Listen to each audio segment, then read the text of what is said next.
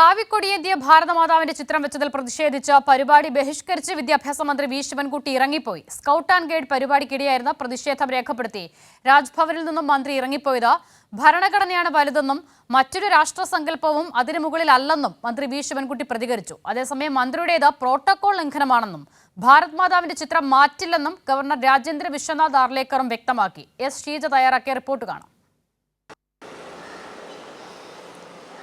Scouts and ഗൈഡ്സിന്റെ Raj Puraskar certificate വിതരണ ചടങ്ങായിരുന്നു ഇന്ന് രാജ്ഭവനിൽ സംഘടിപ്പിച്ചിട്ടുണ്ടായിരുന്നത്. ഇതിലേക്കാണ് വിദ്യാഭ്യാസ മന്ത്രി വി ശിവൻകുട്ടിയെ ക്ഷണിച്ചത്.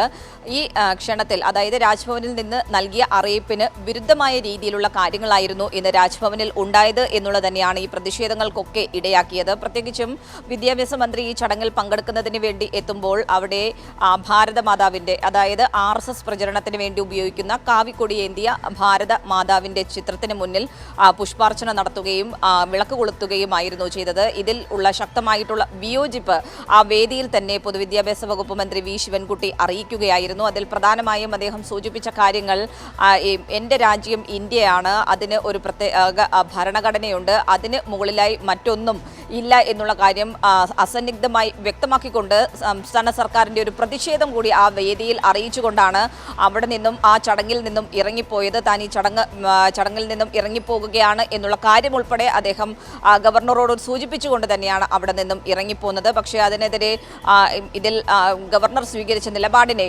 കൃത്യമായ രീതിയിൽ തന്നെ ഗവർണർ ഏത് രീതിയിലുള്ള സമീപനമാണ് രാജ്ഭവനെ ഉപയോഗിച്ചുകൊണ്ട് നടത്തുന്നത് എന്നുള്ള കാര്യം തന്നെയാണ് തുടർന്ന് മന്ത്രി വി ശിവൻകുട്ടി മാധ്യമങ്ങളോട് പ്രതികരിച്ചപ്പോൾ വ്യക്തമാക്കിയത്. പ്രത്യേകിച്ചും വിദ്യാർത്ഥികളെ ഉൾപ്പെടെ ഈ രീതിയിൽ വർഗീയവൽക്കരണത്തിലേക്ക് നയിക്കുന്ന രീതിയിലുള്ള ഒരു നടപടിയാണ് ഗവർണറുടെ ഭാഗത്തു നിന്നും ഉണ്ടായത്. ഇത് ഒരു തരത്തിലും അംഗീകരിക്കാൻ സാധിക്കുകയില്ല. പ്രത്യേകിച്ചും RSSന്റെ പ്രചരണത്തിന് വേണ്ടി രാജ്ഭവൻ പോലുള്ള ഒരു വേദി ഉപയോഗിക്കുക എന്ന് പറയുന്നത് അത് ഒരു തരത്തിലും സംസ്ഥാനത്തിന് അംഗീകരിക്കാൻ സാധിക്കാത്തതാണ് എന്നുള്ള കാര്യം തന്നെയാണ് അദ്ദേഹം വ്യക്തമാക്കിയത്. ഇത് പിന്നെ രാജഭവനെ RSSന്റെ കേന്ദ്രമാക്കി മാറ്റാൻ വേണ്ടി ഒരു കാരണവശാലും അനുവദിക്കാൻ വേണ്ടി പറ്റില്ല. വളരെ അഹങ്കാരത്തോടു കൂടിയും ധിക്കാരത്തോടു കൂടിയാണ് ഇന്നിപ്പോൾ ഈ കുട്ടികളുടെ കാര്യത്തിൽ എടുത്തിരിക്കുന്ന നിലപാട്. ഞാനൊരു കാര്യം പറയാം, അങ്ങനെ ഗവർണർ വിളിച്ചെന്ന് പറഞ്ഞ് കുട്ടികളൊന്നും പോകുന്നില്ല. അവാർഡ് വാങ്ങുന്നതിന് വേണ്ടി ഗവർണർ വിളിച്ചാൽ പിന്നെ കുട്ടികൾ പോകുന്ന പ്രശ്നമേ ഇല്ല. ഈ രൂപത്തിലുള്ള നടപടിക്രമമാണ്. വേണമെങ്കിൽ എനിക്ക് അവിടെയുള്ള കുട്ടികളെ വിളിച്ചുകൊണ്ട് ഇറങ്ങാമായിരുന്നു. പക്ഷേ എൻ്റെ മാന്യത കൊണ്ട് ഞാൻ അത് ചെയ്തില്ല. അതേസമയം മന്ത്രി വി ശിവൻകുട്ടിയെ വിമർശിച്ചുകൊണ്ടുള്ള ഒരു വാർത്താക്കുറിപ്പാണ് തുടർന്ന് രാജ്ഭവൻ പുറത്തിറക്കിയത്. മന്ത്രിയുടെ ഭാഗത്തു നിന്നുണ്ടായ നടപടി അത് പ്രോട്ടോകോൾ ലംഘനമാണ്. അതിനൊപ്പം തന്നെ ഗവർണറോട് വിഷയങ്ങൾ സൂചിപ്പിക്കാതെ ആ വേദി വിട്ടു പോയത് അത് ഗവർണറുടെയും ഗവർണറുടെ ഓഫീസിനെയും നിന്ദിക്കുന്നതിന് തുല്യമായിരുന്നു എന്നുള്ള കാര്യവും അതിൽ സൂചിപ്പിക്കുന്നു. ആ വിശദീകരണ കുറിപ്പിൽ പക്ഷേ മന്ത്രി വി ശിവൻകുട്ടി ഉന്നയിച്ച ആരോപണങ്ങൾക്കുള്ള മറുപടി ഒന്നും തന്നെ ഉണ്ടായിരുന്നില്ല. കാരണം സർക്കാരിന് നൽകിയ ഉറപ്പെന്ന് പറഞ്ഞത് സർക്കാരുമായി ബന്ധപ്പെടുന്ന പരിപാടികളിൽ ഒന്നും തന്നെ ഈ കാവിക്കൊടിയേന്തിയ ഭാരതമാതാവിനെ ഉപയോഗിക്കില്ല എന്നുള്ളതായിരുന്നു. പക്ഷേ അതിന് വിപരീതമായ രീതിയിലാണ് കാര്യങ്ങൾ അവിടെ നടന്നത്. അതിനുള്ള വിശദീകരണം ഉണ്ടായിരുന്നില്ല. ഒപ്പം തന്നെ ഭാരതമാതാവിനെ ഒഴിവാക്കാൻ സാധിക്കില്ല എന്നുള്ള ഒരു നിലപാട്, ആ രീതിയിലുള്ള നിലപാട് കൂടിയാണ് ഗവർണർ ഇറക്കിയ വാർത്താക്കുറിപ്പിൽ കാണാൻ സാധിച്ചത്.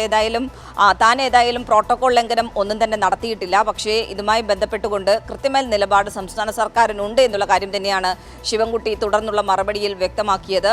നിലവിൽ ഏതായാലും ഗവർണറുടെയും രാജ്ഭവന്റെയും ഈ ഒരു നടപടിക്കെതിരെ, ഈ കാവിക്കൊടിയേന്തിയ ഭാരതമാതാവിനെ തുടർച്ചയായി ഉപയോഗിക്കുന്ന ഈ ഒരു നടപടിക്കെതിരെ വലിയ വിമർശനങ്ങൾ തന്നെയാണ് പല കോണുകളിൽ നിന്നായി ഉയർന്നുകൊണ്ടിരിക്കുന്നത്.